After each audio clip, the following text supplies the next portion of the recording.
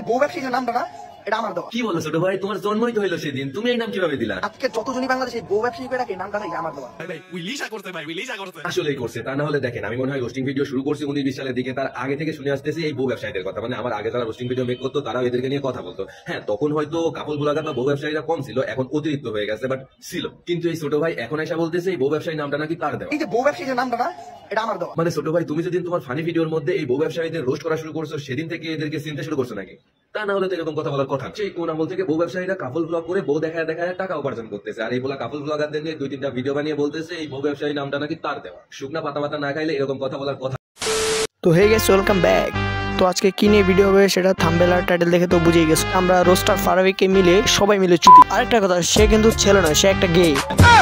সে তখন কুত্তার মতো বক বক করে আমাদের বুঝাতে চাইছে যে ওমর ভাই গাঁজা খেয়ে কথা বলতেছে। আর ফারাবি এই কথা কেন বললো? সাধারণ ওমর ভাইয়ের একটা কথা নিয়ে। যদিও ওমরের এই কথার ভিতর কোনো বল ছিল না, তারপর আমাদের সম্মানিত ফারাবি আপা বলতেছে ওমর নাকি গাঁজা খায় ভিডিও বানায়। জাস্ট একটা কথার উপর ভিত্তি করে তুই ওমর ভাইকে গাঁজা করে বানিয়ে দিলি। এই কথাগুলোর উপর ভিত্তি করে তুই ওমর ভাইকে রোস্ট করলি। এই তুই রোস্টার?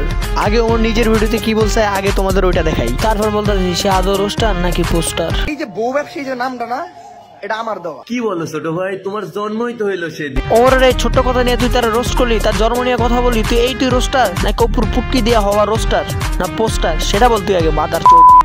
ওমর বলছে বউ ব্যবসায়ী নামটা তার দেওয়া, না হয় অন্য কোনো রোস্টার দিছে, তাই বলে তুই এই কথা বলবি, জন্ম নিয়ে কথা বলবি? মাদার চোদ খানকির ছেলে।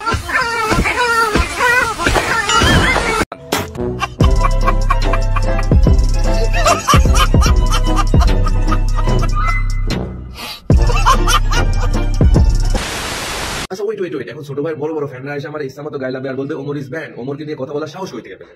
আরে ভাই, একজন টিকটকারকে নিয়ে কথা বলার জন্য সাহসে ওর ইউটিউবের পাশাপাশি টিকটক করে, তাই সে টিকটকার।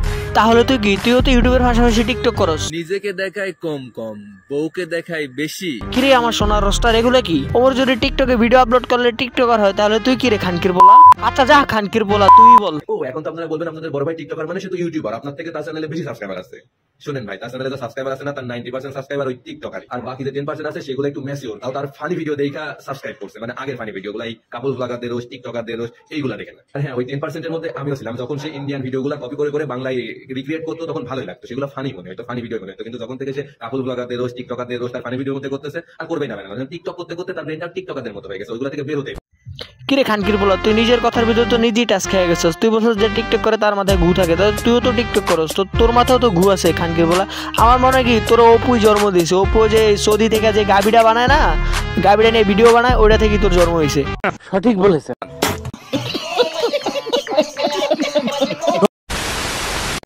যে সময় তোমাদের আব্বু ওমরের জন্ম হয় নাই, ওই সময় আমরা টিকটক চালানো শুরু করছি। ঠিক আছে, ইতিহাস গাইটা দেখ, অনেক কিছু দেখ। দেখছি তো, প্রথমে নাপিতগিরি করতি, তারপর চুলে রং মাখায়া টিকটকে আসা ছাগলামি পাগলামি করতি, মানে মাগিগিরি করতে। আর এক কথা, তোর এসব ছাপড়িগিরি দেখে প্রত্যেকজন তোর রোস্ট করছে, তারপর তুই ভাইরাল হইছিস, মানে তুই জন্ম নিছিস, বুঝছস মাগির পোলা।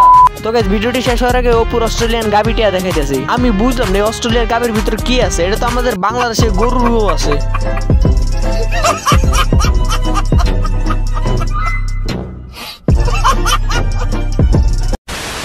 যাই হোক গাইস, এই ছিল এই ভিডিওতে। দেখা হবে কোনো নেক্সট ভিডিওতে।